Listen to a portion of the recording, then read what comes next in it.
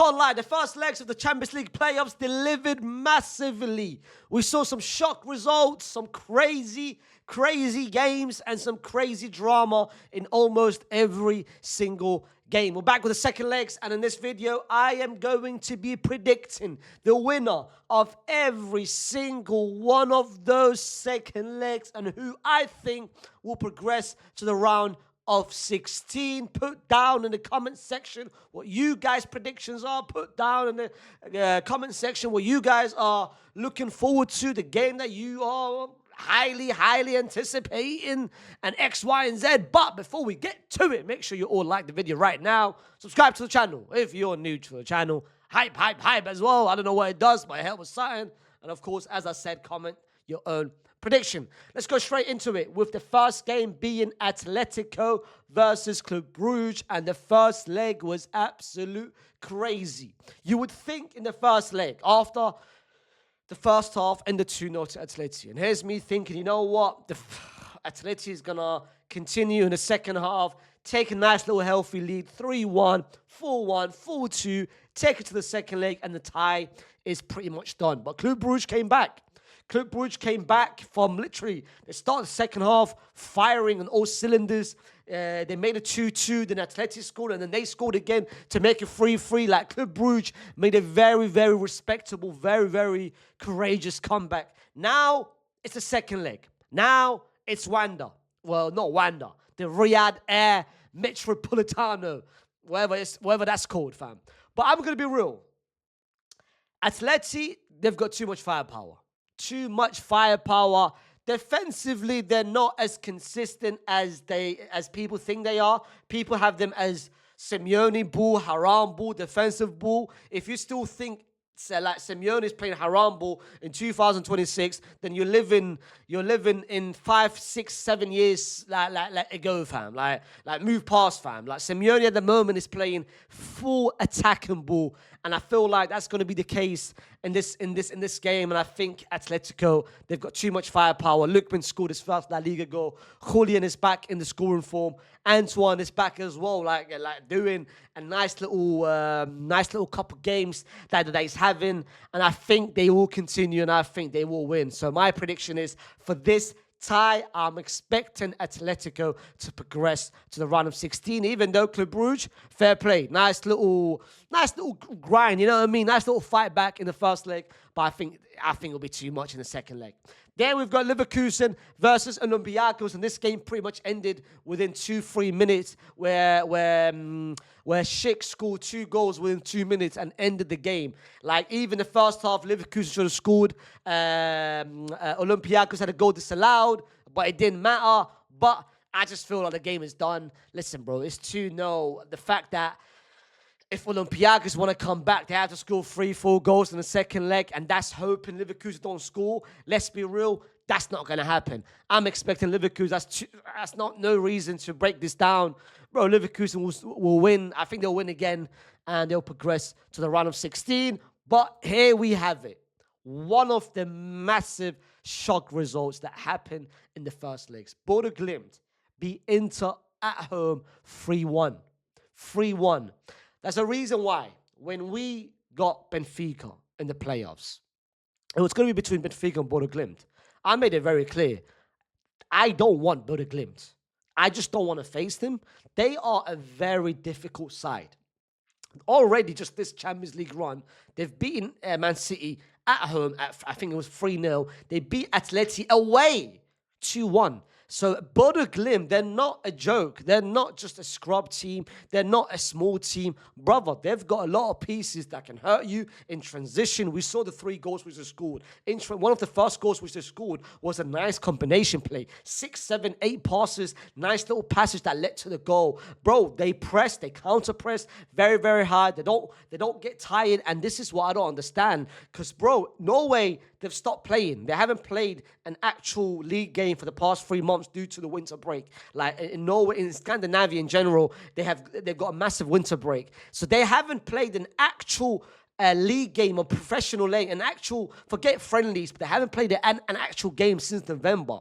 The fact that they look so active, so like you could see them. They couldn't stop running. That was crazy, which Inter hasn't seen. Like usually in Serie A, teams give Inter the ball. You know what? Here's the ball. Progress with it. But Glimt, they were counter pressing. They knew that if they run in behind the Inter players, they will have it difficult to defend against it. The midfielders barely got any sort of time on the ball. They were very, very impressive. The question is, can they maintain it for another 90 minutes against Inter? Now Inter playing at home. And Inter, they're on a nice little run, especially in the league. They're now, 10 points ahead of Milan in the league. That league is pretty much done and dusted. So the question is whether Glimt can maintain the same levels, the same intensity, which they did in the first leg. A part of me think they can, but then I do think the Champions League nights, I do think Inter will bring it back. I do think Inter, with the fans being involved, once they get that early goal, then the second goal will come and the third goal will come. I am predicting Inter to do a remontada, and I think Inter will come back from behind and win and progress to the next round. I wouldn't be surprised if Glimt does survive, get a draw, maybe a 1-0 loss, but I do think Inter will come back, and I think Inter will progress. Then we've got Newcastle versus Qarabag, and this is the Anthony Gordon show. 5 goals in the first leg. He's now on 10, 11 goals in the Champions League. How many goals does Anthony Gordon have, fam? How many goals does Anthony Gordon have? Anthony Gordon's got 10 goals in the Champions League. 10 goals in the Champions League. I can't lie, man. This format, fries. The fact that we're letting Anthony Gordon have 10 goals in the Champions League just tells you everything about this format. I love the format, but this is my suggestion. This is my recommendation to fix this. Because I don't like the playoffs. I don't like the first. Imagine if I finish in the higher end. I don't like that nonsense. I like the idea, the format of a players, but I don't like the 2 legs thing. What personally I would recommend is if you finish in the top tier of the playoffs, then it's only one game, and that one game is at home. Whoever finishes in the top tier, you play at home. If you finish in the bottom tier, you play away from home. One game, and that's it. Decide everything. The fact that we're having first leg, second leg, you got players that can stat pad and get more goals, bro. This ain't it, bro. That's just my personal recommendation. But to talk about the game itself, Newcastle, bro, words to talk about. They won the first leg 6-1. There is no way in hell we see Qarabag making a comeback. I'm expecting Gordon to play. I'm expecting him to score as well. And I think he'll score 2-3 goals. And he will stat pad. And we're gonna look at Anthony Gordon by the end of this Champions League run, maybe on 15 goals. Bro, this guy has got more goals than Messi in certain campaigns. Ronaldo, Benzema, Neymar, Suarez, and more. Bro, this ain't right, bro. This ain't right at all. But anyway, Newcastle to go through. Then we've got the Wednesday's games, and we start with Atalanta versus Dortmund. The first game, Dortmund picked up a 2-0 win, which I do expect something to happen. I think Atalanta will come back.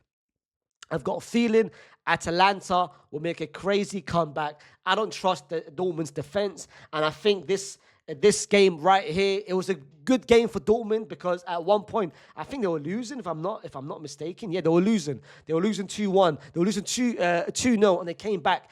But for some reason, I do think Atalanta will come back from behind, and I think Atalanta will progress. They'll make a crazy remontada, and I think they'll progress to the next round. Then we've got a game which everyone's going to be watching. Juve versus Gala. The first leg ended in an absolute dominant fashion, 5-2. Absolute. At one point, Juve looked in control because they got the first goal, they got the second goal. But after that, in the second half specifically, when Gala scored about I think they scored 3 goals. They scored to make it 2-2 early on, and then they scored 3 goals after that. Juve's back line, well, you look at Juve, yeah. What's happened? Spalletti, I do think, to be fair, let's be real. 5 of the goals that Juve conceded is all individual mistakes. All horror mistakes. I did think Juve did well in the first leg, in the first half, and I think they could have scored more in the first leg. I think the momentum was on their side, especially after scoring the first goal. And when when they made it 1, what was it? They made it 1-1 or 2-2. Hold on, go back. I remember. I think they made it 1-1. They came back. Yeah. Hold on, yeah. They made it, Gala made a 1-0. Koeman scored, and then Koeman scored the second goal. There was a period where the momentum was on the Juve side. They could have made it 3. They absolutely blew it away. And in the second half, I don't know what happened individually. Too many mistakes. But for some reason, no. I'm not going to say Juve's going to come back. The tie is done, bro. The tie is done. For Juve to come back, it basically needs 2 things. One thing I can expect, which is them scoring goals. I think they'll score 1 or 2 goals because Gala's backline is not the best. But at the same time, do I think they'll keep a clean sheet? Do I think they will manage to hold Gala from not scoring? Hell no. I do think Juve will score, and I think they'll make it close. But at the same time, Gala will score, and it will basically balance it out. I don't see Juve making a comeback at all. And I've got Gala going through to the round of 16. Then we've got Paris Saint-Germain versus Monaco with an absolute crazy comeback. They were losing 2-0. Dembele goes off with an injury. Doué comes on. He impacts, changes their game. And with a red card as well, that played into a massive effect for Monaco. In the second half, Paris Saint-Germain made a great comeback and won 3-2. Do I expect them to continue that in the second leg? Absolutely. I think it'll be too much for big win as well against Meds, just to get that momentum back, especially in the league where Lens lost and now they are now top in the league. But I do expect PSG to win this game, and I expect them to take it forward and pretty much progress with it. And then we've got the last game, Real Madrid versus Benfica. Big game for Madrid. This ain't easy. This ain't going to be an easy game, but this game is going to be, I think and I hope, there's